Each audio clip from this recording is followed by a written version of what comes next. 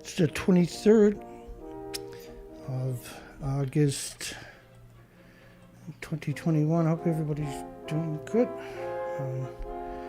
this Monday. Got a big line up for everybody tonight. Big show for everybody tonight.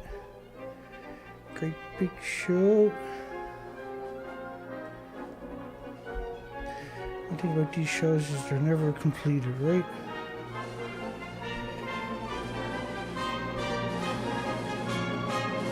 Before we get to the fireworks, let's cut that back.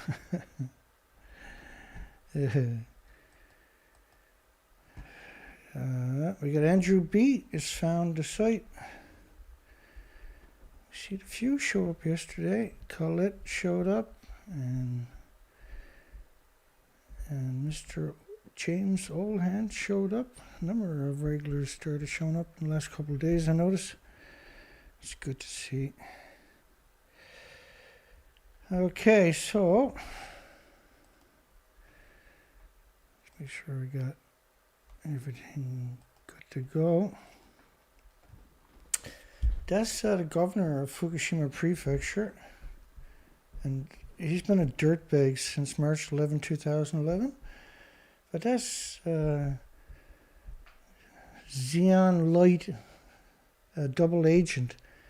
She infiltrated the Extinction Rebellion as an unofficial official spokesperson, and she jumped camp and became a pro-nuclear. She even admitted just before she went public as a pro-nuclear lobbyist, because she's a double agent, right? She admitted that she stopped Extinction Rebellion in the United Kingdom and other places from protesting against nuclear power. Really, a double agent, actual double agent is what she is. She fits right in there with these people who faked being on Reactor 4. She's one of those people. And you notice my pictures, they're formatted the right size, but they all show up small. That's just one of the many things the industry is doing to my channel, I notice. That's just one of the many... That's the Nuke Tart Fury calling us. Are we going to put up with that tonight? Again, I see the Nuke Tart Fury is visiting us. Shock me. Say something intelligent. Shock me. Why don't you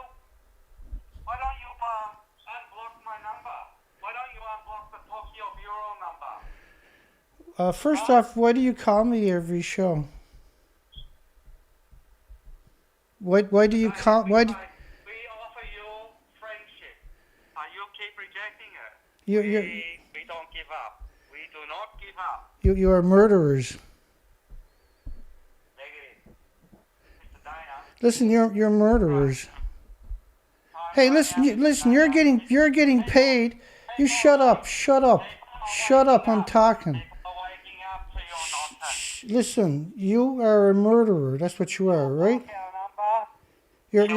You're murderers. You're murdering this planet. Mr. Dana, all the sources you read out are all very old. Why don't you post...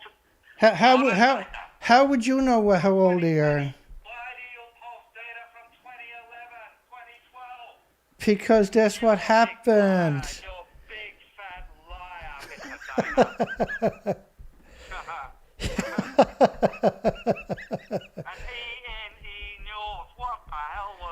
They're not E&E News. They're mainstream media. They were aggregated. They're like Drudge Report. Mr. Dana, we've been very nice to you. Who's we? We've been very nice. Who's we? Tokyo Bureau. Tokyo Bureau. What do you mean Tokyo Bureau? Hey, murderer? What do you mean Tokyo Bureau? What? Why do you have to be so nasty, Mr. Dana? Why so nasty? You know, I've seen people like you, but I had to pay admission, you know? You're some kind of weirdo. Shouldn't you be down there raping people's pets or something? Are you always this stupid, or is today like a special occasion for you? Mr. Dana, we know all about your fake expeditions. We know what you do. You have spiders and insects. You tell big lies, Mr. Dana. People waking up to you. What people? Tokyo Bureau murderers. You're murderers. Tokyo Bureau represents people. You don't represent people. You're the nuclear lobbyists. Represent love. You're nuclear lobbyists. And you're interfering with my hard work. It's interesting that they actually do that. It's called desperation. I mean, I got, 10 people on my show harassing me? It's the damnedest thing I ever seen. I don't understand why they do that, because I'm no threat to anybody. There's 10 people on my show. 11 people on my show. Hi, James, Joe, and Andrew, everybody else watching this. Let's get into the show. Is environmentalism killing the planet? Did you know that Xeon Light is an environmentalist? And here she is saying environmentalists are killing the planet. Does that make any sense to anybody? She's Michael Schellenberger's pet monkey. You know, like, how did you get that much makeup on somebody's face anyway? Look at it. Do you use like plaster, or you use for drywalls, or how does that actually work? Xeon Light explains how the green movement is getting in the way of solving climate change. Wow, we better listen to that. Seriously though, look at the tattoos on her arm, but look at how much makeup she has to wear so that she feels normal. It's bizarre, eh? It's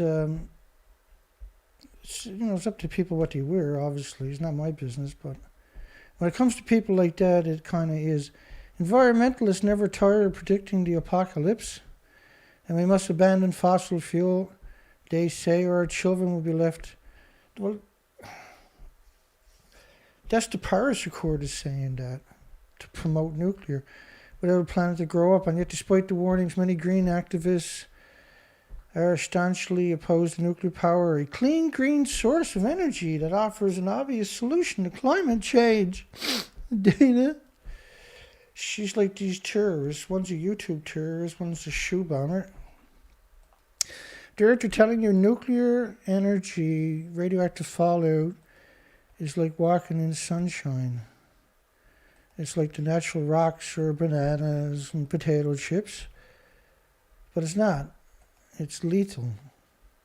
Bananas and potato chips and bananas, you don't have to use a Geiger counter. In fact, the Geiger counter don't work on bananas.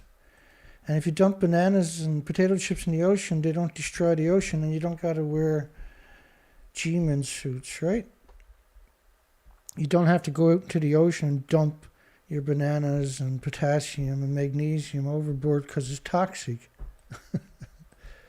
Xeon. And so if you waste a truckload of bananas by a graveyard, it doesn't make headlines. That you don't have to stay away for 7 years or 700 or 7,000 years. And so your graveyards, if you waste bananas there, they use it as fertilizer. They don't abandon your community permanently. Like if you have a banana factory accident, you don't pick up 30 million one-ton bags of bananas and store them for 1 million years. Now, so nuclear, you can see, right, destroying the water table. Those drums only last a short while in the actual ground. 30 million tons of radioactive waste, Fukushima nuke site, 2015. So these people will die that day or that week. And he would have died that day for spraying reagents on the fuel pellets that were ejected during the nuclear meltdown. Mining uranium. So you don't do this to get bananas and potato chips and potassium, see? That's uranium mining. You can't call that carbon-free. Or you can't, like she's calling a clean green source of energy. So how can you call something with those attributes clean and green? How does that actually work? Does that look clean and green to you? These ponds are chemical ponds. Does that look clean and green to you? The process of taking it from the mine and turning it into fuel is absurd. In fact, there's 15,000 abandoned uranium mines in Navajo Nation lands alone. How does that equate to being carbon-free and green? Not only that, you can't drink the water in any of these communities. How is that clean, green, and free? How does that actually work? All these dots are nuclear missiles, and they're put in communities and using the communities as human shields. Not only that, it's always leaching radiation. That's what nuclear is. It's a death trap, right? 3 million children require treatment because of Chernobyl. Many will die prematurely. So when you got abandoned your community because of an accident permanently, how is that clean, green, and carbon-free? Again, I'm confused. You got to sacrifice all the homeless in the country when you have an accident. You got to abandon your pets and your animals. But hey, it's clean and green, Dana, because Xeon Light, by the way, is a former spokesperson for Extinction Rebellion. She was a sleeper cell, and now she's gone public as a nuclear lobbyist. Xeon Light is the founder of pro-nuclear campaign group Emergency Reactor. Emergency Reactor. She's not. She's hired by Michael Schellenberg to be a tentacle of that octopus for the United Kingdom. Michael Schellenberg funds this operation. Xeon Light doesn't have any money. Emergency Reactor. Can you possibly come up with a stupider name? Founder of the pro-nuclear, a disgusting lobbyist like the creep that called us earlier. Campaign group, Emergency Reactor, campaign group. Xeon Light, she talks about she was a member of Extinction Rebellion, and I'm pleased the scientists at United Nations of all groups have spoken out against the doom-mongering, fear-mongering. It isn't helpful. People are paralyzed when they feel fear, meaning they don't act, she says. At the crux of this is the issue of whether climate change is an apocalyptic problem or a practical one that mankind can solve. Something that you have done is to make the latter case, that this is something we can solve if we are rational about it, especially if we embrace the virtues of nuclear power. And why is nuclear energy important? Well, first off, last year there was the equivalent of 300 nuclear power plants worth of renewables came online. There's only 440 nuclear power plants worldwide.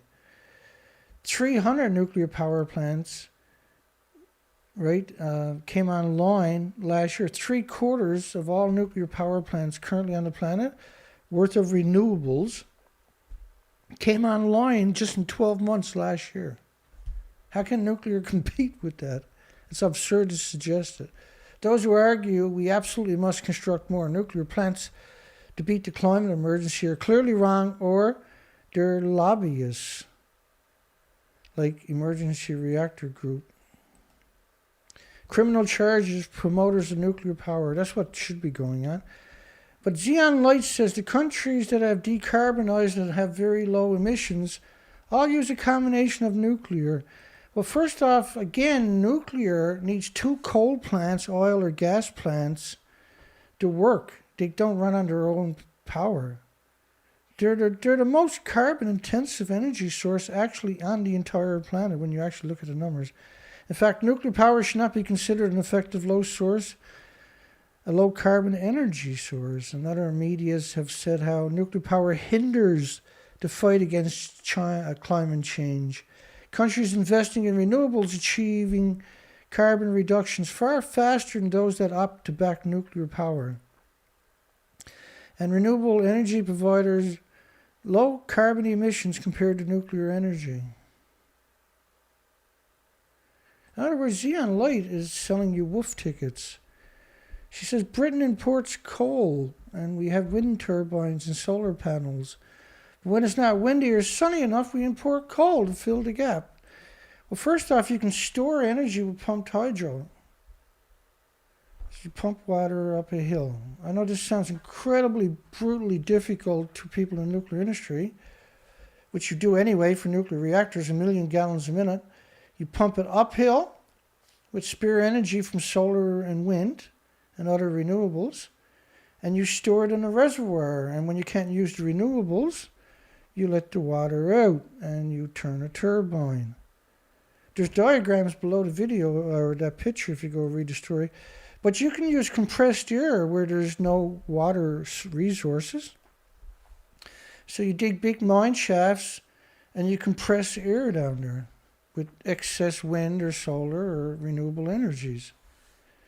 And so claiming that when there's no wind or no sunshine, then you're a dead duck is simply not being realistic. You're refusing to acknowledge there's other ways to store energy without using chemicals or machinery per se, because that's you build it and you can store energy for a very long time in those mine shafts. It's a very sustainable. In fact, it's been done, see? So the cost of using the coal is export to other countries where people have respiratory issues and cancers. Well, nuclear power plants, for starters, are cancer factories, and that's worldwide. James Hansen is what she's referring to. James Hansen, if you go down to his bio, go proposed solutions, and there he talks about a study that examined the mortality rates. Now, Xeon Light has been quoted a number of times as saying 6 million to 8 million people die every year from coal. That's simply not true. That's not what the study was saying. They were talking about 1.8 million people were saved from air pollution, they claimed, with nuclear between 1971 and 2009. Right? And that works out to 64,000 a year. So it's just very dishonest people, obviously. And then there's comments on prevented mortality greenhouse gas emissions that came out to that study that I was just showing you and said that wind energy is 96 times more effective at displacing carbon than nuclear power. Wind energy is 96 times more effective, and other renewable sources are 20 to twice as effective as nuclear power. They also said that it'd be cheaper, instead of building 100 nuclear power plants, it would have been cheaper to take the money and all the, what's the name for it, all the money you threw at the nuclear power plants to keep them operational. It would have been cheaper to take that money, buy energy on the free market and give it away for free than it is to actually build nuclear.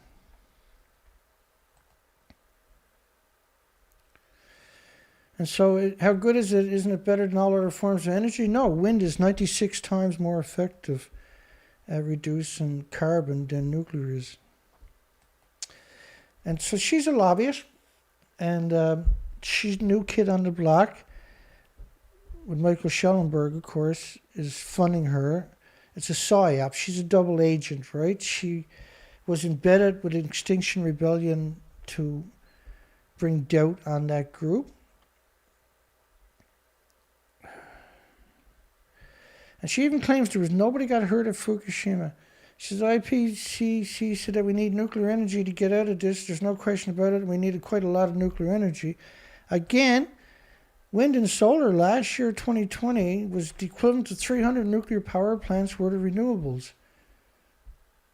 They've done that in 12 months. It would take the nuclear industry 50 to 75 years to replicate that. And so she's a filthy liar. Oh, and O'Neill, the arrogant, says environmentalist opposition to nuclear has always bugged me. It's always bugged me. So She said, look at the coverage of the Fukushima disaster in Japan. Nobody died because of the meltdown. My God, boy. There was 860 excess thousand cancers in just 2012. Cancer is just one of 1,800 illnesses and diseases and autoimmune deficiencies and injuries. And as for no deaths, there was actually a lot of deaths. I'll show it a little bit to you in a minute. It's just so atypical. There's extreme increases in mortality caused by cardiac diseases alone. In just one community, it was 12,700 people died in a single month. Excess people compared to any other year. In just a 1 month period. Obviously, this doesn't just happen in a single month. So claiming that nobody died as a result of the meltdowns, that's unbelievably evil. That's actually evil to say something like that. So people died because there was an earthquake. A nuclear facility had waste stored on site, but it didn't harm anybody. My God. It didn't harm anybody. Is that why they abandoned all those communities?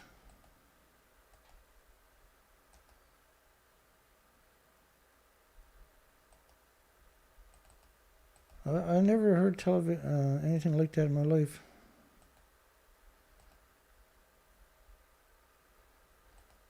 I never heard tell of anything like that in my life. Just, wow.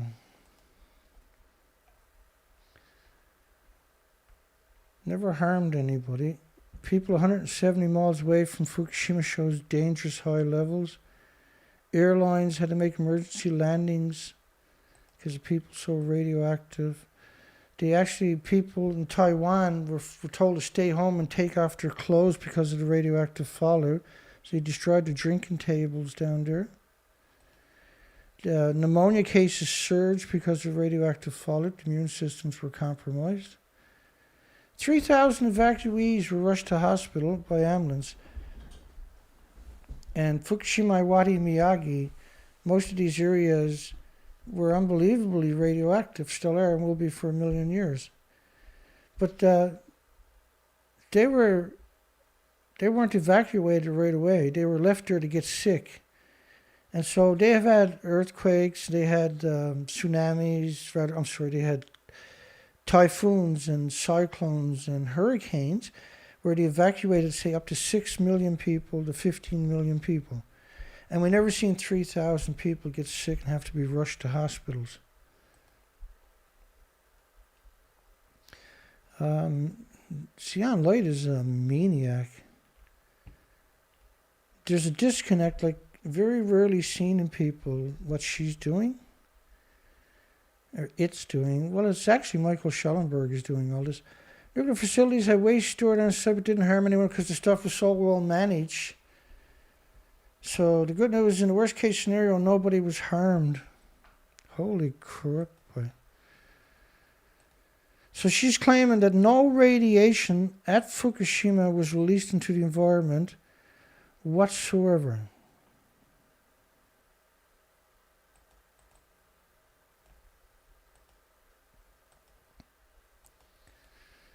Here's radioactive fallout covering the northern hemisphere. But my goodness, how evil are you? You would say something like that. How evil do you got to be to actually get out there and say stuff like that? This was the remains of Reactor 4. The reactor cores are at the top of the building, and decades of reactor cores are stored in pools at the top of the buildings are all gone. That's just one reactor. That's Reactor 4. And Reactor 3 is the same thing. It's completely gone, just a stub left. If we had all done what France did in 1970 by transitioning to nuclear power, there would be no climate change. Wow. That's just like wow stuff, eh? That's desperation when they say stuff like that, actually. It's actually desperation. So we had all done what France done, eh? If we all done what France done,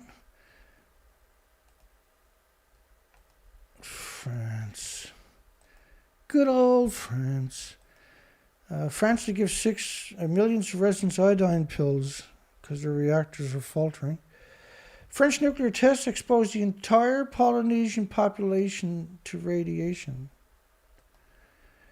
And the Sahara dust now is blowing radiation back to France from all the nuclear testing. France must clean up Algeria, so not just the French Polynesians, but Algeria. France is maniac. But where does France get its uranium, its carbon-free uranium? It destroyed Niger, actually destroyed the country. So France has caused civil war in Niger for over 60 years, and they get their uranium cheap. The uranium exploitation in Niger. The mining town has more than 100,000 slaves. They're slaves. They don't even get minimum wage. 69% of it was owned by Areva. They went bankrupt to get rid of their obligations because, they're carbon-free. Got to stay carbon-free by getting rid of the obligations. And they're now called Orano. And so for 60 years, they created a civil war, destroyed the whole country so France can get cheap uranium. And people like Xeon Light can stab us all in the face. If you really believe there's a climate emergency, you don't want an apocalyptic future, then you have to embrace nuclear power. And if you don't, then you're part of the problem. Okay? She was speaking to Brendan O'Neill on the Brendan O'Neill Show. And look at her trying to look human. She's the farthest thing from a human. We owe them a huge amount march to honor Greenham Common women. Hunters will march 130 miles to mark the 40th anniversary of the peace camp created to protest U.S. nuclear weapons. So I think there was like 70,000 of them at one point, where they created a 14-mile chain link, human chain link.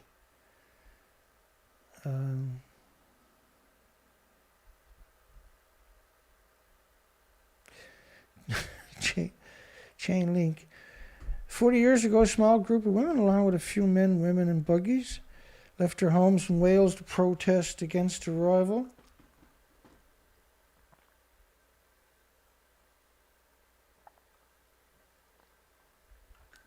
Sorry, I had to have a drink of water at a time. A little thirsty today. So it's warmed up a bit today. We're probably taking off on the expedition again in 2 days' time. And we raised $400. $375 came in today from DC. That's just the first two initials, so they know I got the money. James Lucid donated $43. And so I ordered the valve today, by the way. And thank you for those donations. Thank you so much, by the way. And then we had raised another 62 last night, right? And that's enough to head back out, per se. Right now, what I should be doing is taking the kicker down to the mechanic while I'm gone and give them the rebuild kit for the water pump and get that installed, so when I come back the kicker will be working properly, because we got the parts. The labor shouldn't be more than 100, right? And then we should head out on the trail, because we only got maybe 7 or 8 days of good weather left, and because the long range forecast is going to cold. We're in fall now, see? And I wanted to get back out on the trail before the weather, because the insects are still going to be shaking and moving. There is no spiders, by the way. Despite the crazy caller we had at the beginning, there is no spiders in the woods. I'm not out walking around in the woods with my eyes closed, like the caller is saying. You don't have to close your eyes to find spider webs. 70,000 women in direct actions. Fukushima is killing the planet now. So 70,000 women that went to war 40 years ago to abolish nuclear weapons from their part of their country, from the Americans that were going to storm there.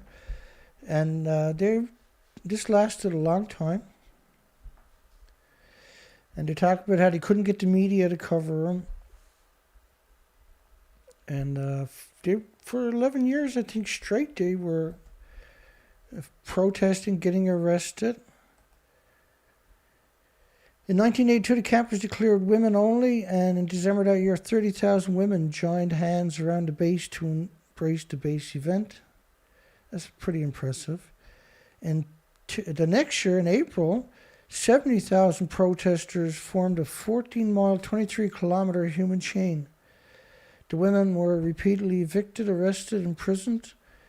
And in 1989, a 22-year-old Welsh activist, Helen Thomas, was killed when she was hit by the Midland police vehicle, and they got away with it. It became one of the longest protests in history. And missiles never left the base till 1991. They claimed as a result of a treaty. And women remained at the camp until 2000, so 20 years. 20 years fighting nuclear weapon. They basically hid it away from us. I think what Greenham teaches us is that you should never doubt that a small number of people can make a difference. Even if you don't think you can do anything, you should do it anyway.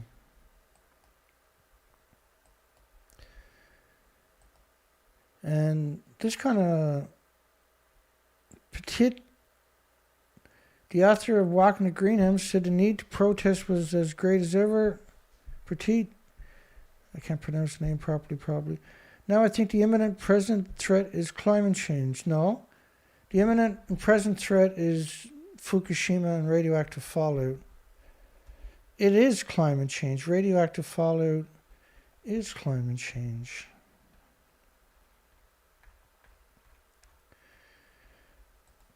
So, see this cloud of radiation covering the entire northern hemisphere? It's pulsing energy every second for millions of years. Pure energy at the speed of light, and they're hitting each other at the speed of light, these pulses, and they're changing direction. And they create this X-ray effect on our planet, that's sterilizing all the forests, all the species.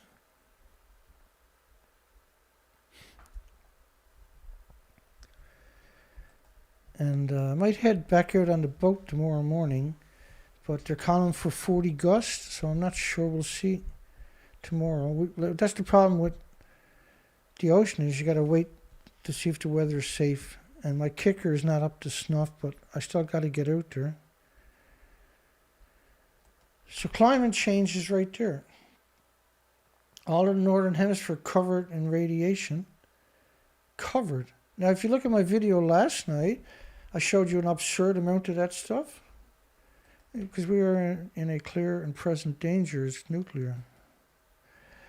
We had all done what France did in the 1970s. Oh, yeah, that's right. Xeon light.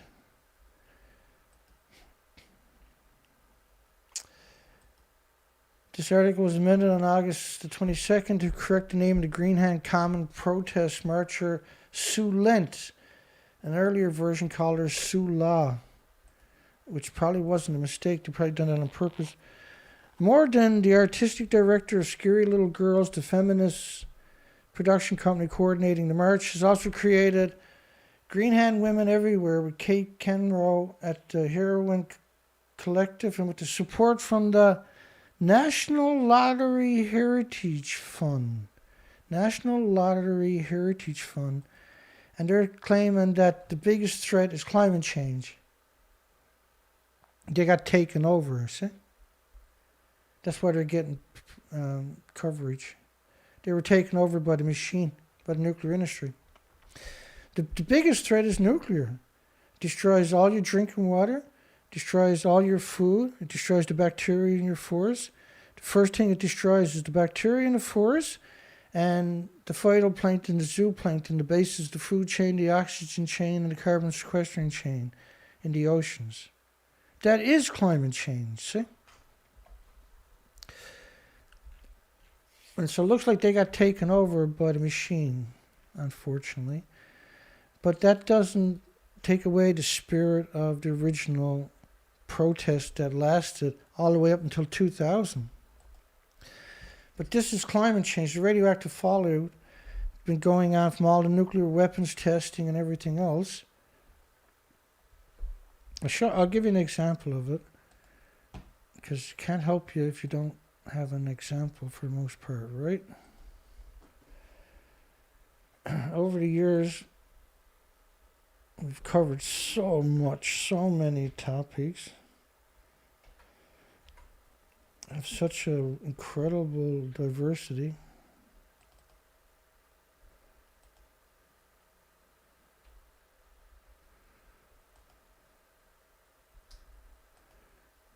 And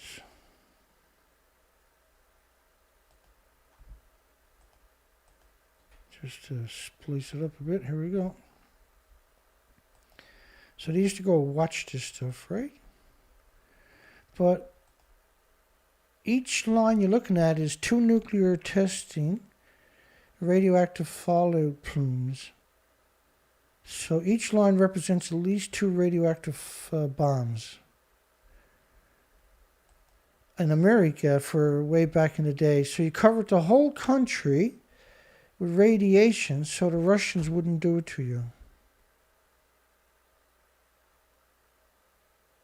Literally the craziest, the craziest batshit lunatic thing to do is radiate your own country. But see, people bought into it, right? They didn't know any better, and they thought that was trendy and cool. But what you're looking at is not trendy or cool.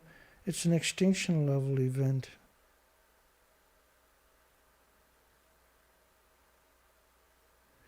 And coal, that's right, Ted, coal doesn't do this. Oil emissions, gas emissions, coal emissions don't have these attributes. Oil, gas, and coal don't pulse energy every second for millions of years. Nuclear does. And that's a radioactive fallout from Fukushima.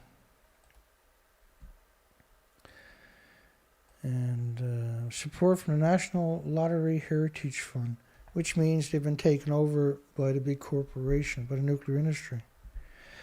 1 siren malfunction, 130 successful sirens. So a nuclear power plant got 130 sirens around it, 131. Wrap your mind around that. In a 10-mile radius. And them all going off at one time. Each year, every animal, every dog out there is barking. It's really something. Now, if you have an event, you won't use the sirens. See, if you have a nuclear meltdown, the sirens were meant to go off for a nuclear meltdown. And they were put there by activists. And if the siren goes off, you check for which way the wind is blowing, and you get out of Dodge. But a lot of communities, there's only one way out, basically. And it's going to be jammed in no time at all. And so there's no way to escape the radioactive fallout, and you can't go back. But they learn to lie to you. They've been extremely proficient with their lies and their indoctrination. Spider-Man and the Hulk has disarmed everybody. Everybody thinks now radiation is good for you. Tokyo 2020 Olympics and Fukushima Foreign Media's view of Fukushima. So you remember that call earlier, the Tokyo Bureau of Friendship? What does that mean? That I have to become friends now with these people, or what? Or they're just going to stalk me every day? They've been doing it for years. This has been going on for years and years, right? They're the 12 o'clock Charlie guys, right? Racism intended. Foreign media view of Fukushima. Dennis Boxhoorn, a Dutch newspaper journalist, that's a joke, came to Fukushima not only for the games but to see the current state of Fukushima 10 years on. He talks with staff in a local fruit shop and then tries Fukushima specialties, peaches. If you're there the truth, the last thing you're going to do is you're going to eat the food there. You can't tell the truth by eating the food. You got to collect it and get it scientifically tested. And you can't get that done because the corporations own all those institutions. You got nowhere to bring it. He talked with staff in a local fruit shop and tried Fukushima specialties. Fantastic. And people say it's safe, I trust them. That's real journalism there. If people say it's safe, I trust them. That's an actual journalist, right? Useless. What was your image of Fukushima before you came here? He said, radioactive, maybe rough to say. One afternoon spent here, and I have not thought that I'm in danger even for 1 second. You need to know things before you judge. Yeah, well, going and eating food is not scientific. Stupid. Dennis wrote an article in Dutch explaining that Fukushima agricultural products are scientifically safe. How would he know? He didn't take it to a laboratory. And that there are no concerns regarding radiation levels in general. There's got to be some kind of incredible evil to do that, by the way. Even though someone said that the message of Reconstruction Olympics are faded, we are extremely grateful to Dennis from Dutch for visiting Fukushima. And in that spirit, I like to continue to tell the rest of the world about the current state of the nuclear wasteland and how we have murdered millions and millions and millions already. More nuclear is no solution to the climate crisis. That's a fact, actually. And if you live in Orange or San Diego County, hopefully you're aware that the San Onofre nuclear generating station has been turned into a nuclear waste dump for the foreseeable future. If you live on planet Earth, you're wise to be tracking domestic and foreign moves to increase reliance on nuclear energy. This is South Carolina. South Carolina. Hi. Hey, how you doing, Dana? This is Steve. Hi, Steve. How are you? Steve. Oh, lovely, lovely. Are you on there? I am so, yeah. That's right, yeah. Did you have a message? Yeah, we're live on air. As we're speaking, yeah. Appreciate the donation there yesterday. Thank you.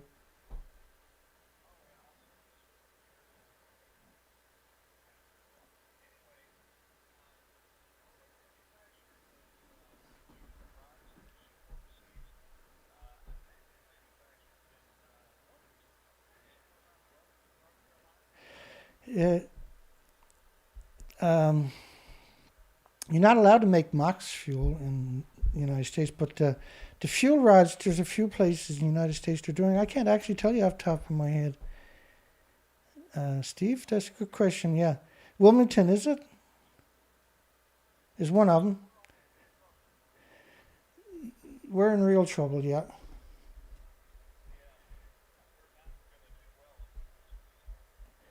No, I'm actually, like I say, I'm doing a live show right now. I'm going to have to let you go unless you want to go live on air with what you're talking about there. Yeah. Yeah, I might be on the ocean, but you can call anyway. If I'm there, you'll get me. Okay, Steve. Good stuff, my friend. Thank you. Good stuff, yeah. Okay, bye-bye. Yeah, he was asking about the nuclear fuel rods and how much trouble we're in.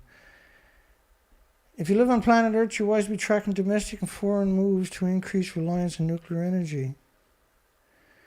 The United States ushered in atomic age in 1945 by dropping a uranium bomb on Hiroshima and a plutonium bomb named after the devil on Nagasaki.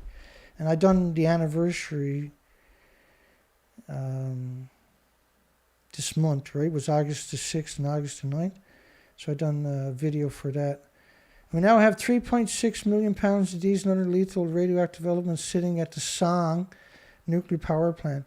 So 3.6 million pounds of fuel in temporary canisters, they're vented into the environment. They're still splitting the atom, right? So they're still releasing radiation. So these are cancer factories, but these are disease factories. Nuclear power sites are disease factories. And they're surrounded by farms to suck up the radiation and spread the misery even further. It's a sick, a despicable, disgusting, soulless, spineless, heartless thing to do, is surround these places with farms. Let's keep rolling here. No one's figured out how to safely dispose of deadly nuclear waste, yet to combat the climate crisis is the best thing. You can't combat climate with nuclear, of course. The United States and the world propose to create more of it by extending the life of existing nuclear power plants and building new ones. Has the world learned nothing from the catastrophes of 3 Mile Island? Of course, Santa Susana is 460 times worse than 3 Mile Island. 460 times worse. It was a sodium reactor that melted down in 59. And they hid it for 55 years. Chernobyl, there was actually 2 Chernobyls going on at one time. But Mayak is actually worse than Chernobyl. Now, but Chernobyl was brutal, don't get me wrong. They closed 9,000 farms in Ireland and Scotland and the United Kingdom because of Chernobyl 3,000 miles away. Well, if you're going to close 9,000 farms in Ireland and Scotland and United Kingdom, you're supposed to close all the farms in all of Europe and the drinking water supplies. You can't just contaminate Ireland, Scotland, United Kingdom without contaminating France and all countries in between Ukraine and United Kingdom, right? So, and Fukushima, of course, as I showed you earlier, has radiated the entire planet. The models stop when it covers the northern hemisphere, but if you left the models running and you back that up, you actually, because that's the Atlantic Ocean, Europe is only right here where my fingers tell. The plumes are covering everything. This is a continuous plume, like an invisible snowstorm, exterminating the species. Let's keep it rolling here. As true of all U.S. nuclear plants, Song wasn't designed for nuclear waste storage, and everything is vented at the nuclear plants. And so the communities are getting exceptional doses constantly, and you'll see endless illnesses and diseases.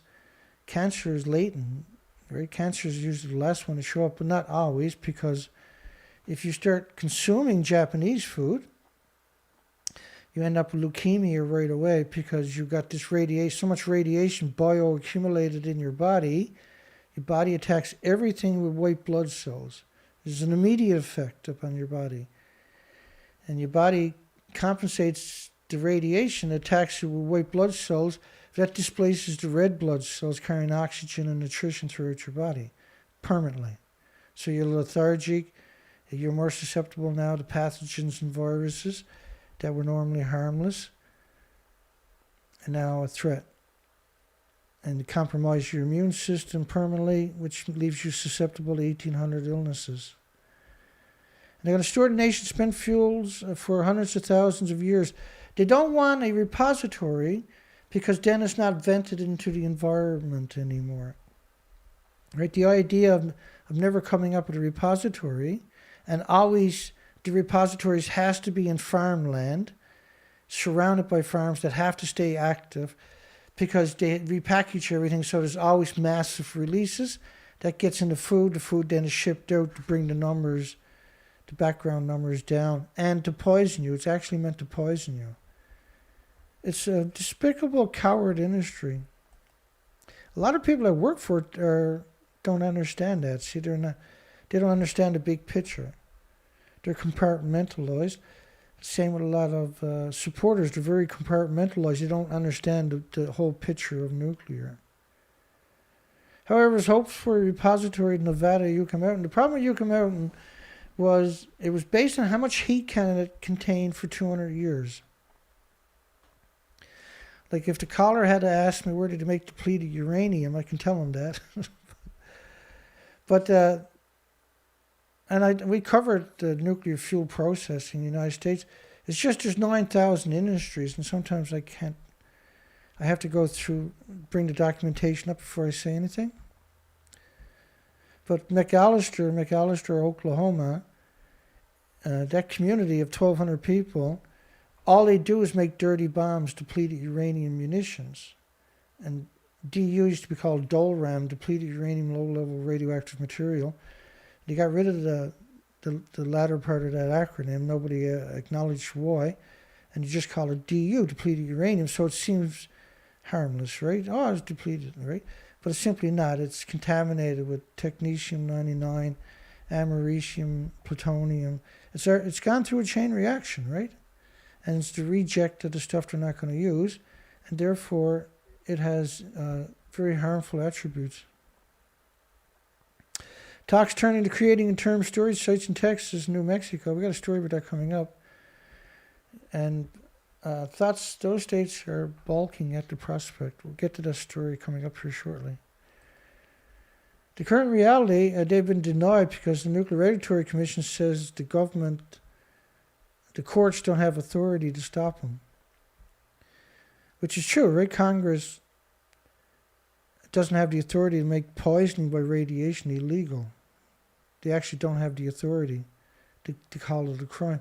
Is that a repository might never materialize, which means these so-called spent fuel rods are still splitting the atoms. Okay, so like you got 440 nuclear reactors. And they all need a spent fuel pool to store their reactor cores to cool down and pull, because they're still splitting the atom.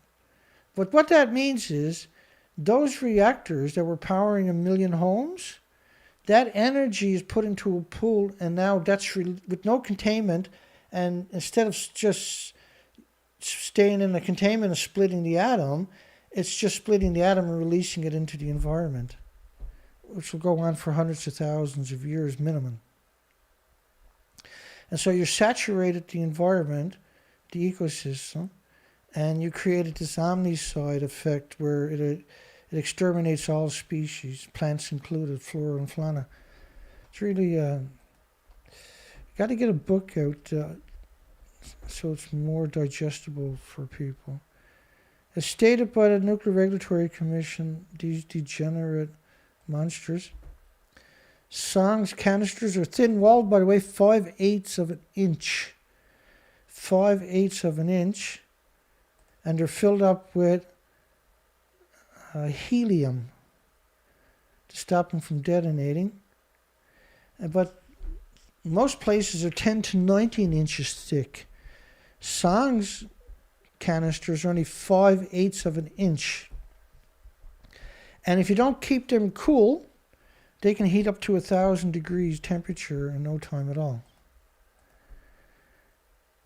So even Holtec admits that within a few days the temperatures could exceed 1,000 degree Fahrenheit temperatures in these casts. They call them dry casts, but they have to keep them cool. And let me go back to Utah Mountain. Right? It was how much heat can the mountain contain for Nevada mountains, right? The repository they were trying to put there. How much heat could it contain for 200 years? And so the idea was, but it's illegal to make the mixed oxide fuel in the United States, even though they are doing it at one of the laboratories there, right? Los Alamos, I think. So what they decided to do was, originally, was reclaim the hot particles, uranium, plutonium, americium, stuff like this, and put that back through a chain reaction. And then the stuff left over, store that in the mountain, because that didn't generate the same heat. But that's illegal in the United States because it's actually evil. Because once you put it through a chain reaction again, it's 1 billion times worse than what it was after the first time. The first time is brutal. What's left over is brutal. The so-called used fuel, depleted uranium, is not depleted. And the used fuel is the same thing where it generates this absurd amount of heat. So it can get if salt water or they have a storm like a hurricane or something, and it blocks the venting of, they're all vented, right? The cooling systems on top of that. If you stop that, they'll overheat and melt down. You can't get near the site. So if one of the canisters melt down, you can't get near the other canisters because of the gamma shines, the X-rays, and the neutron bursts. They're lethal doses. They're going to drop you, and any robots that they're dreaming of will be destroyed too, because that's how this stuff works. It destroys the electronics. In other words, if one of the canister goes, they all go. Because once it hits 1,000 degree temperatures, then it's going to go 9,000 degree temperatures once it starts melting down, and it will, right? Because zirconium cladding, once that's exposed to the air, at 1,000 degrees, it's going to crack the canister. It's going to lose the helium. Then it's exposed to the air. Then it's going to catch fire and burn. Because they used to use zirconium, was what they used to use for flashes. So they would break the glass, and then the air would ignite the zirconium, and you would get this big flash and this big puff of lethal smoke. Back in the day in the old cameras, that was actually lethal smoke was coming up from those cameras. U.S. nuclear reactors were originally licensed 25, which the max of life of them was originally 30 years. They extended all of them to 40 years, and then they tried to pretend that was the norm, but it wasn't, right? The charters of the nuclear power plants originally said there would be no releases off-site, period, and that include personnel. Every one of them would have to get a shower and change their clothing and be checked before they leave the site. If they found any radiation, they had to stay on the site.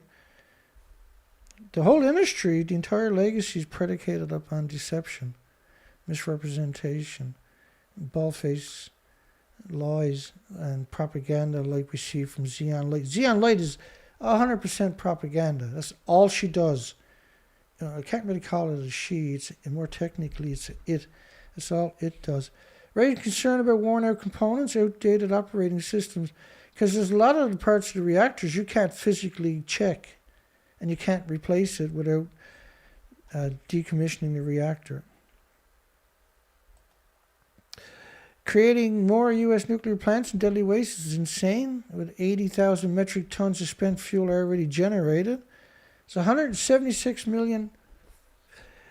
So if you took a single pound of it, and everybody on the planet had to walk up and stand next to that 1 pound for a few moments, you'd exterminate everybody on the planet with a single pound of it.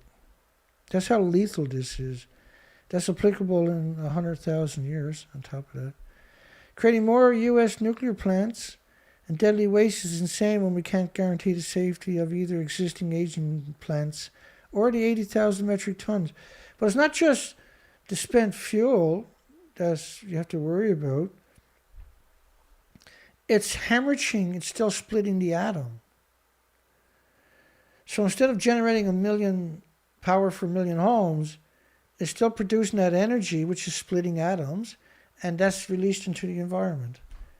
And all the plants are surrounded, or 99% of the plants are surrounded by farms, as far as you can see. I'll just bring in 5 or 6 pictures just to drive that point home, because that's actually super important facet of this story.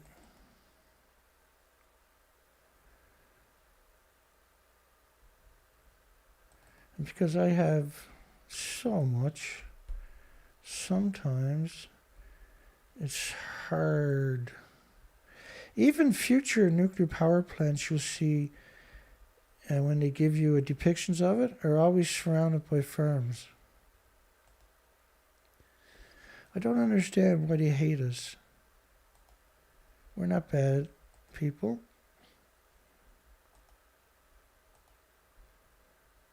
We're not bad for being honest. So the question was, the first picture, this one here, that's a future nuclear power plant. Look, surrounded by farms. Let me put that on. There's only 5 of them. So why is they build all these plants in farm countries? Because the radiation lands in the food and that's how they poison you. Is that not absurd, or is that not absurd? And all nuclear power plants need coal plants or oil or gas plants to run. But to surround them with farms, that's some serious evil, man. That's nuclear.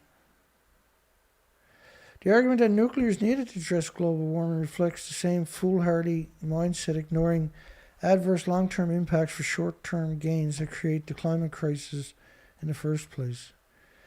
We mustn't kick the radioactive nuclear waste can down the road any longer. It's time to tackle the problem. Right, and so there was one commenter was saying Japan should take all its nuclear water, dilute it to their acceptable drinking levels, and the Japanese can drink it. I think we should drown every nuclear academic on the planet in the fuel pools and get it over with, because the future generation will get to do it and they'll enjoy it, and we probably won't be around to see it. Fukushima farm products continue to see growth export despite the rumors. Well, it just shows you.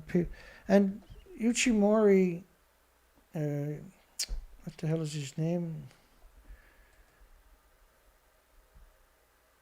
Maso. Uchibori. He look at him looking at the little kid. Yeah, you go home, eat this food, you die. You get cancer, go die. He's a despicable creature. In the pink, he's a despicable, horrific monster. If you go back and look at what he was saying when Fukushima originally happened, he wasn't the governor of the Fukushima prefecture at that time, but he was a spokesperson. He was front and center. He didn't sleep for like 14 days. He was out telling the media, oh no, it's like a banana and a potato chip. The exports hit a record high in terms of volume for the third straight year in fiscal 2019 and managed to remain at a high level in fiscal 2020 despite the negative impacts. Local farmers feel that the unfounded rumors, these are not unfounded rumors. Like I showed you earlier, this is simply not rumors. The local farmers should be arrested for growing food there. Or actually, they should be probably shot on sight for growing food there. They're the watered down version of Xeon Light, these people. I don't want to see malicious rumors spread again, says the murderer. Oh, yeah. In Hong Kong and Singapore, Fukushima rice attracted strong household demand as the pandemic forced people to stay home. As a result, rice exports dropped only by 6.6% for Hong Kong. Wow. Japanese peaches from Fukushima now available in Singapore. We covered that last week, right? I just wanted to put up there so you can see how evil these people actually are. Nuclear reactor operator hid the fault line dangers in Japan. So they knew it was on a fault line and they hid it from everybody. It's probably the same group that's phoning me, right? They're obviously nuclear lobbyist group. After the triple nuclear meltdowns. Right, they don't put the word triple nuclear meltdown together. You won't see it. Well, that's a lie. I've seen it very rarely, but 99% of the times, it'll be triple meltdowns. They won't use the word nuclear. And they won't do that in the headline. Fears of vaccine. Now, this is pretty sad. John Garvey, he was involved with Karen Silkwood. And he's despicable. This guy is just unbelievable. Nuclear power or fears of nuclear power are misplaced. He's the president of the Catholic University of America in Washington on top of that. Unbelievable. This is what I mean. Like, your universities have been captured. The key positions now have been held by monsters. He's an actual monster, John Garvey. If the Earth's situation is really as dire as United Nations says, which is a corporation, by the way, it stands to reason that we, or at least a great majority who don't dispute the reality of the anthropogenic global warming, should set aside our disagreements and embrace the alternative to fossil fuel, which is not nuclear, it's renewables. We actually do just have a technology ready available. Nuclear power produces zero carbon dioxide. See earlier in my video to counter that one.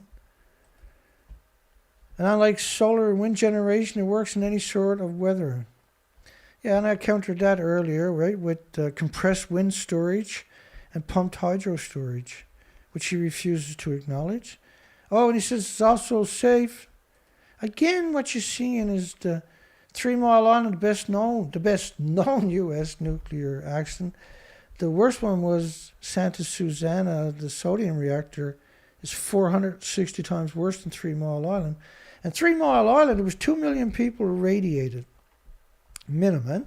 And they said they got the same dose as watching a color television.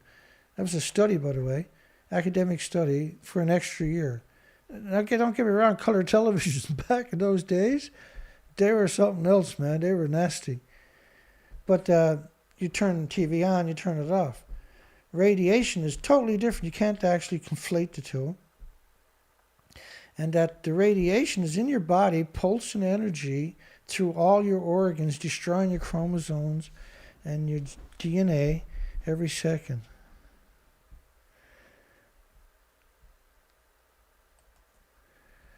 The Fukushima disaster, though worse than 3 Mile Island, also killed no one. And we debunked that earlier in the show, right? Not only that, 6 out of 10 Fukushima children have diabetes, for God's sakes. Not only that, 36% out of 40,000 children have tumors on the thyroids, when it used to be 1 in a million to 2 per million pre-Fukushima. And 14.2% per 100,000 children born need open heart surgery for congenital heart diseases. The neonates and newborns actually need open heart surgery. 14,200 per every 100,000 children. These are absurd. All of these are absurd numbers. Unprecedented. And it resulted from unique circumstances and a foolish decision to site a nuclear plant on the ocean shore. Well, they're all there on the lake shore, river shore, or ocean shore. You can't put them anywhere else. They have to be there. They need 1 million gallons a minute, 1,440 minutes a day. And it resulted from unique circumstances, foolish decision to... About 50 people died in Chernobyl. There was actually 600 helicopter pilots died in just the first 2 weeks, for God's sakes. It's unlikely to reoccur ever in Russia, given today's technology. Trust me, Russia's technology... Last year they had a meltdown at a missile base, for goodness sakes. Right, there was a community showing extreme high radiation levels, and it was all buried. The nuclear lobbyists worldwide participated in that too, by the way. And it was over 1 million people died from Chernobyl of just cancers. There's 1,800 illnesses and diseases and autoimmune deficiencies and injuries that'll manifest long before cancer. And almost that many people, about 40, die every year from natural gas explosions. What a scumbag. He didn't even write the article, by the way.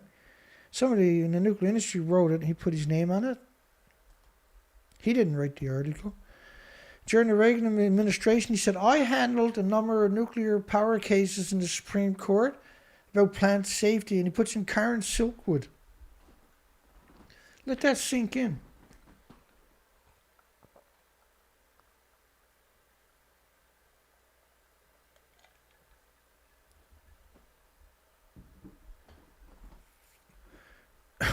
Dana Durnford. The Caldor fires and knocking on the girlfriend's door. I guess that's code for something. The thing I noticed then was that resistance to nuclear energy was driven by what I took to call the dread factor. People fear nuclear power not because it's statistically unsafe, which it is, by the way, but because the harm might cause is out of control. No, it's always hemorrhaging radiation. The fuel pools are always hemorrhaging radiation. And each year it's more radiation because you're putting more in the fuel pools. Each fuel pool out of 440 are bonding off 120,000 liters a day. Each liter is trillions of fission isotopes with millions of years of half-lives just released into the environment, and people are consuming it through all the farms that are surrounding these places. The risk of death from driving a car far exceeds the risk from nuclear power generation. No, you drive a car past a nuclear plant with your window down, and the wind is blowing towards you, that fuel pool is guaranteed to poison you. You only got to do it once. It catches up with everybody. It's not irrational to fear nuclear power, he claims it's just wrong. Well, he didn't write the article. He's the president of Catholic University of America in Washington. But he didn't write the article. And what participation did he have at the current Silkwood court? Is really worrisome. He definitely didn't write the article. You have to be unbelievably in the know to come up with those particular lies, right?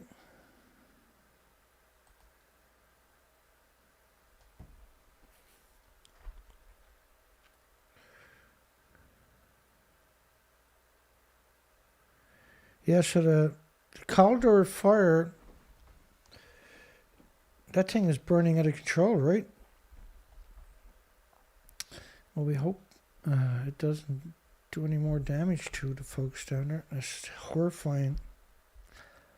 Court lacks authority in New Mexico lawsuit against the nuclear waste site.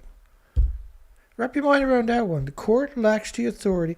So there's something else going on with this story. It took me a while to wrap my mind around it. The court lacks the authority in New Mexico lawsuit against the nuclear waste site. So what they're saying is that New Mexico opposed a repository for high-level waste, but they went about it the wrong way, right? And they proposed to build a temporary nuclear waste storage site, which is going to be permanent. Near Carlsbad and Hobbs drew a lawsuit against the Nuclear Regulatory Commission, agency tasked with permitting the facility from the state of New Mexico, which sought to block the project. In Monday filing, the Nuclear Regulatory Commission asked the U.S. District Court for the District of New Mexico to dismiss the state's lawsuit to lack of jurisdiction, which whoever filed it would have known that. It was sabotage from the insides by the looks of it. The state alleged in the suit NRC acted illegally. It did. And issued an environmental impact station, which are always fake, and by known pumps for the industry. For the Holtec project, found the site would have minimal environmental impact, but they can't have a minimal environmental impact. It's nuclear waste, for goodness sakes, and recommended a permit be granted. Citing the Nuclear Waste Policy Act, New Mexico Attorney General Hector Valderas argued federal law stipulates a permanent repository be available before an interim storage site like Holtec's could be permitted. And the NRC argued the U.S. District Court was the wrong venue for New Mexico to appeal the decision under the AEA, and that the case should be before the U.S. Courts of Appeal. In other words, to me, it seems like they knew what they were doing and they sabotaged it so the NRC can buy time to go ahead and do it, right? That's exactly what happened. So 100,000 spent nuclear fuel rods on the surface of the location is 1.8 million pounds. Each rod is typically 18 pounds. So on the surface, which means it's vented into the communities. And typically they're surrounded by farms, as I showed you earlier. I think what went there is they sabotaged the case. It was done on purpose. This is important for anybody unfortunate enough to be in this predicament. Time is running out for downwinders, which is people that were irradiated by nuclear testing. Now, you only need to be driving past these things and breathe it in, and you're harmed. If you work 8 hours at Hanford Reservation, which is because they stole it from the natives, they call it a reservation, 580 square miles of nuclear wasteland. If you work there for 8 hours, you're actually entitled to a pension under the current laws. And then the industry is fighting that tooth and nail, mind you. But 8 hours, because they already lost the first couple of appeals, and that, because you get sicknesses forever when it comes to radiation is the problem. So downwinders who were exposed to downwind radiation from Nevada test site, but some of them, in order to qualify, would have to live in a nuclear wasteland for like 2 years, which is absurd. This is absurdness. It's actually a coward thing to do to the victims. The Nevada test sites during the Cold War have a limited time to apply for funds till next year, July 2022. Those who think they or their family members may be eligible should submit their RECA claim by April of 2022. Exposed radiation from the test site. What is the Radiation Exposure Compensation Act? Well, they were going to extend that to 7 different states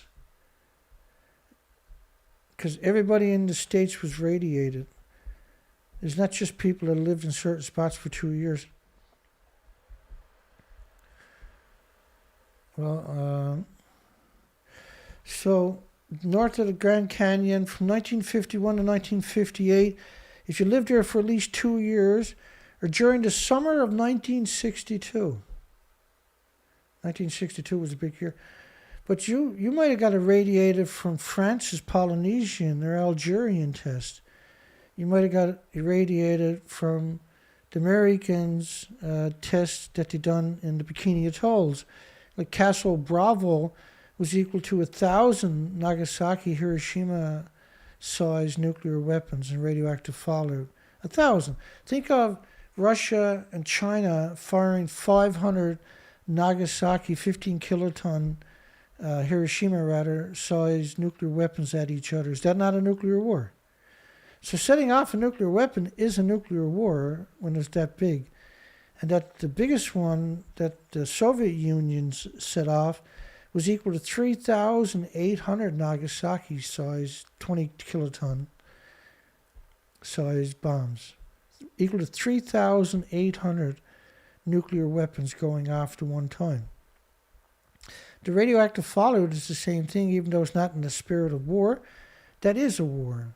It actually was the spirit of war because they knew the radioactive fallout was the animosity equivalent of a nuclear war. And so saying that you had to live in a nuclear wasteland for like 2 years to be qualified, that's not an accident. That's meant to keep you from only certain people from actually being able to, and even then, you got to jump through hoops 60 years ago. You got to come up with documentation from 60 years ago. Most people simply can't do that. Eligible applicants may be able to receive up to $100,000 if they got a horseshoe up their butt. Identification, birth certificate, marriage licenses, the forms. So you can email that address if you're a victim. Illinois solar companies say they are held hostage by State House gridlock. And that's a sad story, really. The end of the state incentives means rooftop solar installers are living through a summer of misery. So there was an installation supplement you could get if you were a homeowner to help bring down the cost by several $1,000s. which would pay for the labor for the installation. So that was a big incentive, right? It's like free installation in one sense. And once you pulled the plug on that, people were less inclined then to get.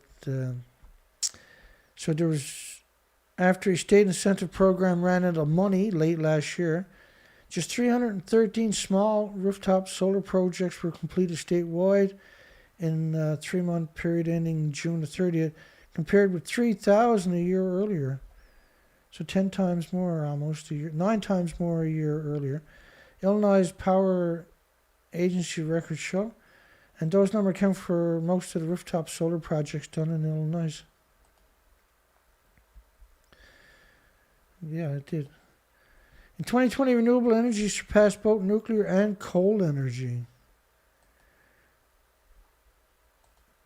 It's impossible to avoid change as per recent data from the U.S. Energy Information Administration. Renewable officially overtook fossil fuel in the United States in 2020.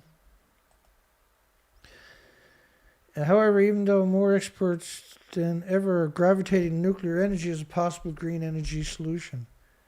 Really, you got to throw that big turd in a punch bowl like that? Is that really necessary?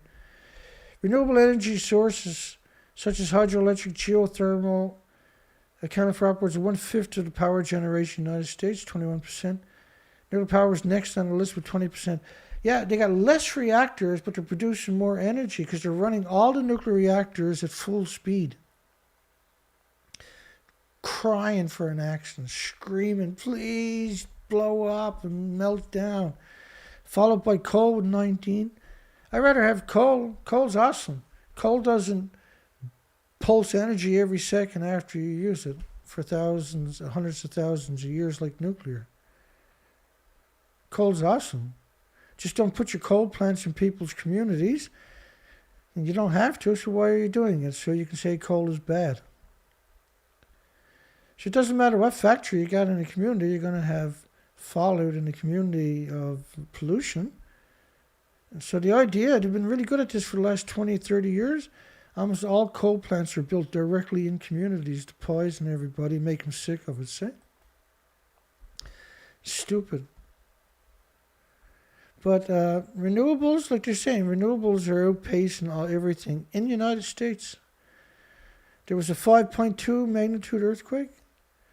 It strikes off Japan's Fukushima prefecture. There's no tsunami warning because it's not at the tectonic plates, right? The tsunami happens when the tectonic plates do that. And you displace an awful amount of water for a very long distance. And that causes a tsunami, right? But an earthquake is not going to cause a tsunami. It has to be the tectonic plates releasing. That's what causes the tsunami. But they always do this no tsunami warning issued. They don't educate the population to say it has to be in a specific area where the tectonic plates are for that to happen. Right? It's a distraction, right? Now, a 5.2 magnitude earthquake was a 4 in some parts of Fukushima prefecture on the Japanese scale. Well, wait a second. If the earthquake is 5.2 and a 4, and when they do the Japanese scale is of a 7. So they don't do 4.1, 4.2, 4.3. They do low 4 or high 4. So it's, right? And so that discrepancy is important because a 4 on the Japanese seismic intensity scale of 7, each one of a 7 is 1.428 of the Richter scale. And so that's a 5.7 of the Richter scale, the Japanese scale 4 is. So they had a bigger earthquake than the original 5.2 in parts of Fukushima. Now the problem with an earthquake in the Fukushima prefecture is that the melted reactors are very fragile. So when you got a 5.7 on the international scale, you're worried that these fragile buildings could collapse and create a chain reaction, and you got radioactive fallout covering the northern hemisphere 3 or 4 days later. That could be a continuous plume, right? And so this is why they're doing what they're doing. Right? 5.2 magnitude. Offshore, 60 miles out, they don't tell you exactly where. They give you latitude and longitude, which is new, right? They only been doing that for a short while. So that's a 7.4, which is bigger than the 5.2. Because the Japanese scale is on a scale of 7. So divide 7 into 10, you got 1.428, 1.43. So multiply 1.43 times 5.2, or in this case a 4, because it actually is a 5.2, see? But a 5.2 is a 7.4, I'm sorry.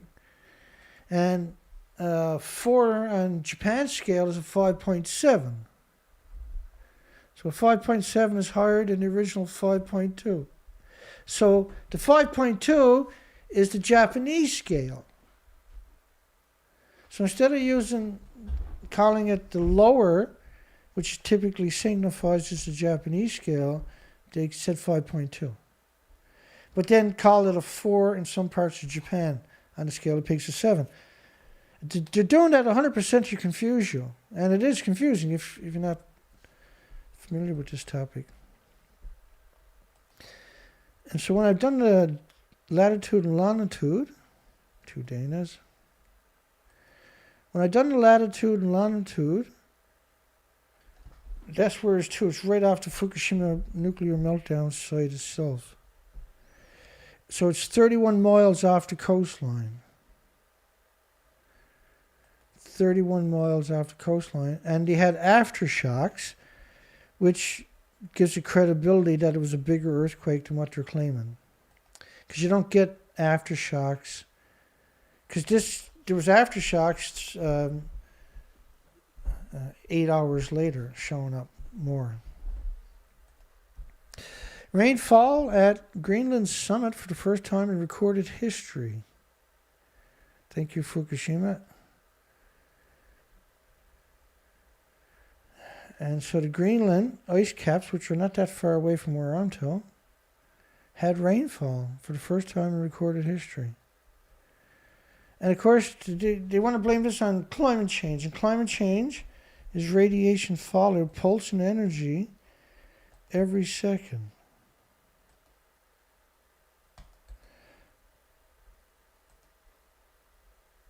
That's what climate change is. Climate change is decades, 75 years of nuclear testing, nuclear accidents, nuclear dumping, nuclear hemorrhaging. All the nuclear power plants are venting massive amount of radiation, plumes everywhere. But Fukushima was catastrophic. They had all the reactor cores for 4 decades stored at the top of the buildings. They lost all of that.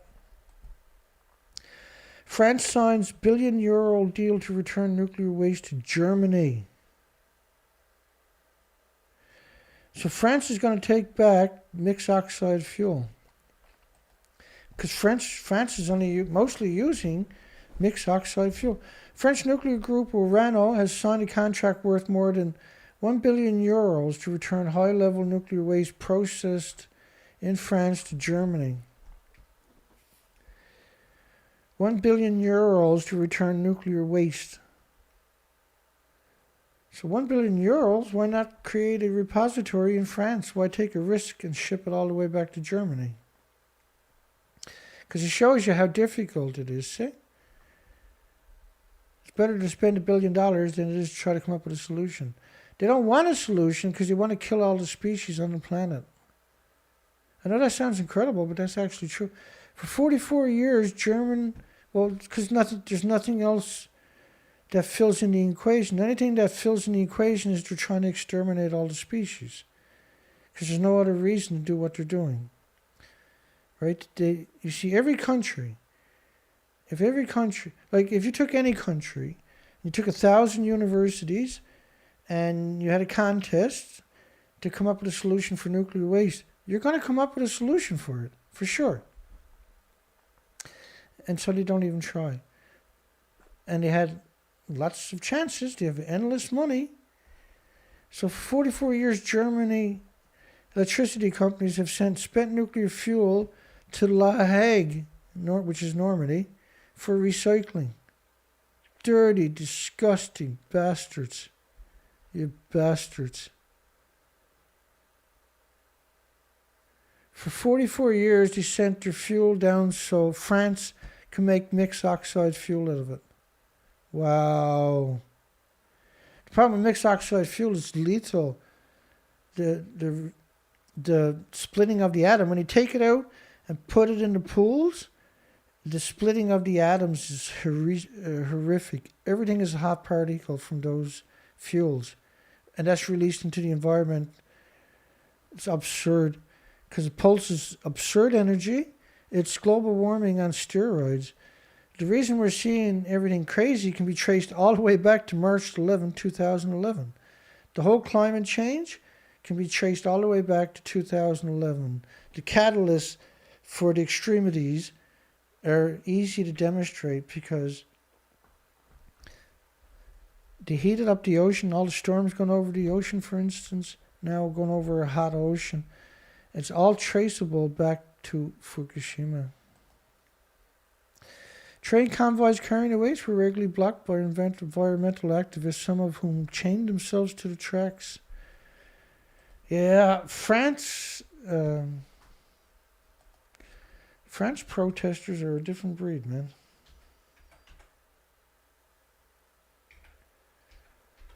They're awesome.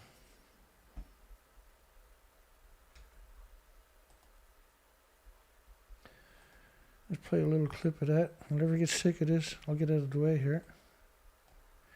Here's the proper way to protest. The clashes were violent and widespread.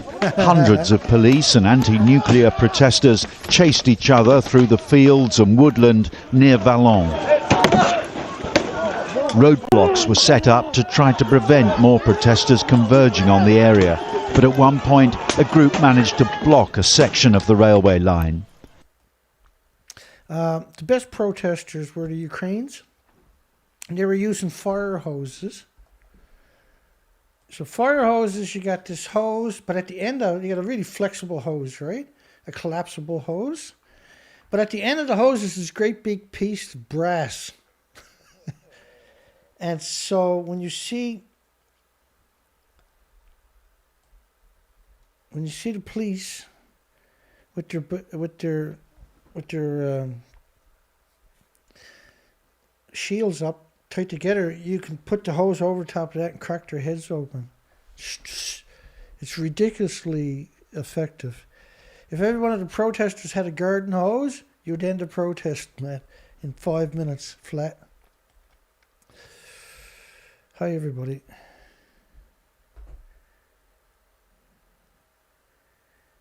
James Olhan.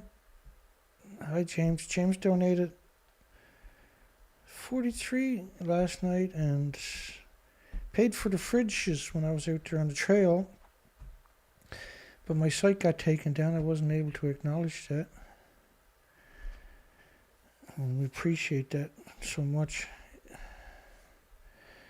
It's not medium level German waste that will be returned, but high level French waste from the EDF power plants.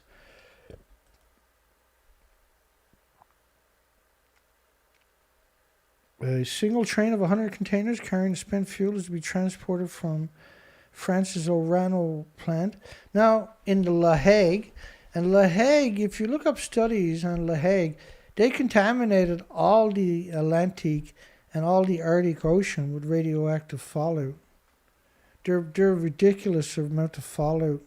And then burning, that's just from the processing. Okay, let me talk about my site for a second. So last night after the show, we had 60 views at 10 minutes. 68 views at 2 hours. Now, I can't download my video to post it at other sites for 12 hours. Every single video is the same thing for 12 hours. And last night's video is 20 seconds longer. When I downloaded it, it's actually, same thing with the video before that, was actually longer than the video that's posted originally. because the second video, the numbers, I'm talking about the numbers right after the show is over. I've never seen that before since I got this new site. So this has been a standard. All I'm talking about here is I can't download the video for 12 hours, and my numbers don't barely change for 12 hours. The embedding is always switched off, even though I have to turn it on 3 times before it stays on. And because you can't embed it on a website unless that's clicked. I can't publish to after the show. It doesn't go out to the feed and notify subscribers, and it can't be distributed everywhere. They're shut off. They're applicable after the video renders. But you can't do the embedding unless you go in and set it 3 times. And that's really something. That's pretty outrageous. At 3 hours, I had 76 views, which was surprising. But at 14 hours, I had 82 views. So in 11 hours, I got 6 views. So that's 1 view every 2 hours. Which is every video is working the same way. This is what they're doing to me to censor me. And they're hitting me every way they can, except taking my site down. Which I'm surprised he hasn't. 68 views at 3 hours. Now you can't download it even if I go to another site. So if I go to another browser and use a download program, right? That is like, so any other video after 12 hours it looks like that. But for 12 hours, that won't show up. And we had a question. Dana, I have a question for you now that there are all these reactor rods stored at the site. Do you know how many blew up? How many fuel rods blew up?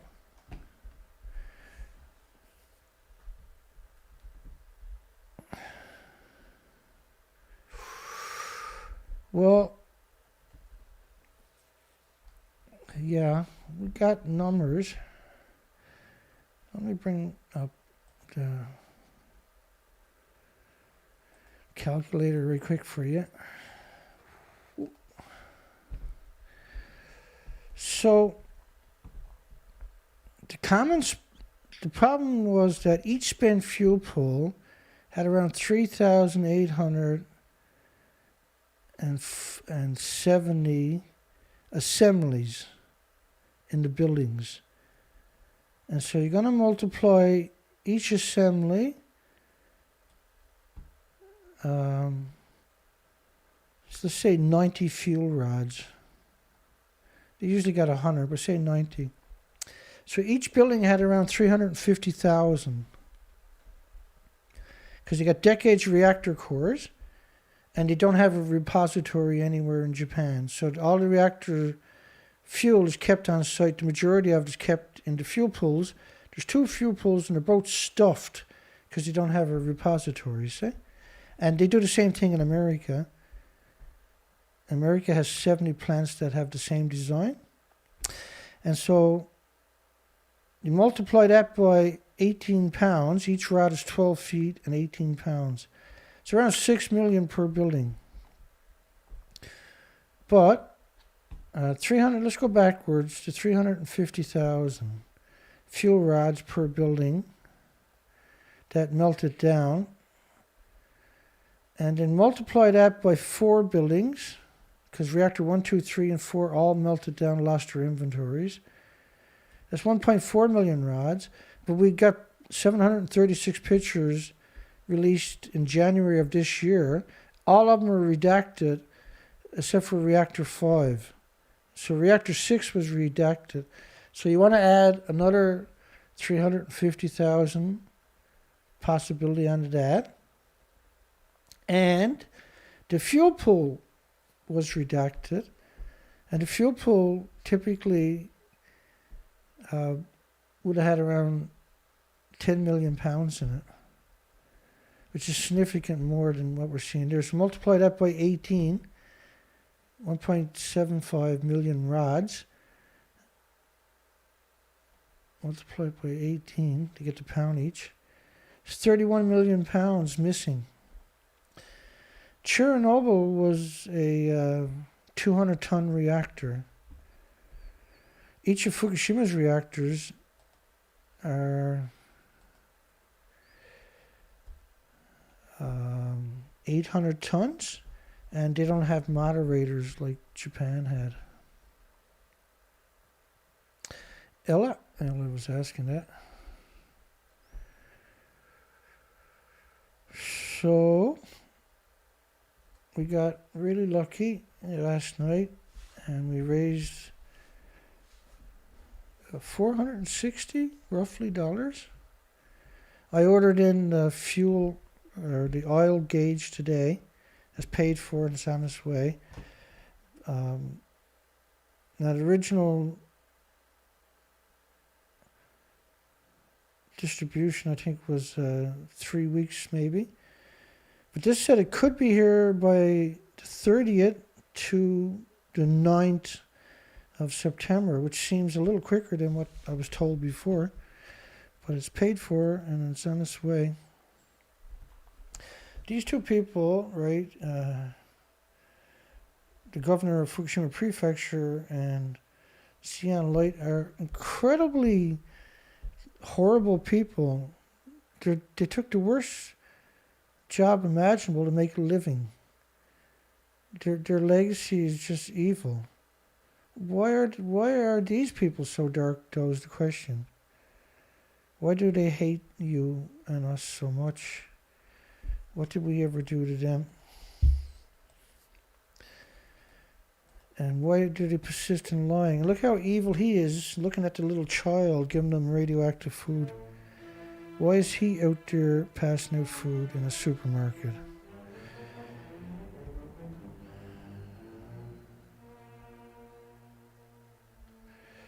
Okay, good night, James Oldhand. Good night, Jetson. And James, I tried to watch that video because I just checked before the show went live and I couldn't get to work. I'll try again after. See if I can get it to work that you sent me. Daniel Maxwell, Dana Nasana. You're getting a quake a day recently, yeah. James Lucid. Hi, James.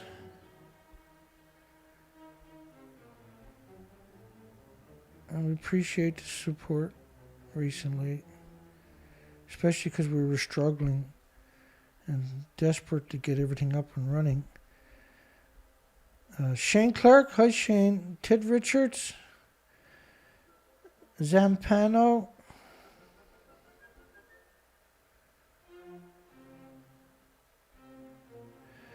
Port Angeles, T.I., Port Angeles. Good night, everybody. Just going to go through the names here real quickly. Just a quick shout out to anybody that happened to be in the comment section.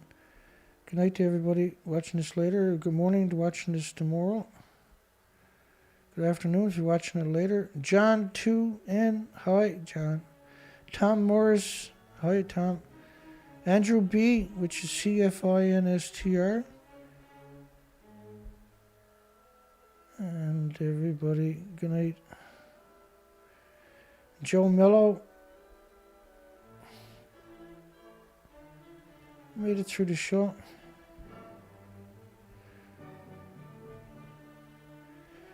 Yeah, because you can't, the problem with these types of presentations, you can't rush the documentation, right? You can't rush the story. You got to tell the story. There's no shortcuts because you can't educate people without the documentation. So it's an absurd amount of work. So we're going to try to leave on the last leg of the expedition for Interior. And it's probably Wednesday, so we get one more show in tomorrow night. I got a dish out. We already have dished out almost $100 for the part. And you got to think about I gotta have $100 to get the motor, the impeller, and the kit installed in the motor to rebuild a water pump on the kicker. Because the kicker, you gotta have the kicker working, right? Or it's not safe on the ocean. I don't know. I'm just a little overwhelmed and warmed out. I'm looking forward to getting back out there, try to get another 5 or 6 days in at least. And I'll stay longer if the weather holds up, right? It just doesn't look good. And that'll be great to get out there and do another species count. But we can spend the rest of September on the ocean once I get back. Because we'll have the boat up to speed. And hopefully, we got to get this up to 1,000 subscribers on my site. At least. Right? To keep the momentum. I'm just going to keep working hard, you know, keep pushing forward. The problem is, there's no problem, but because I'm not going away or something like that anyway, right? I'm gone to war. This is what I do. We're gone to war. And somebody got to tell the story. It's just where they took down my site, it's difficult to accomplish stuff, and I understand that, right? But I apologize because I do get frustrated sometimes.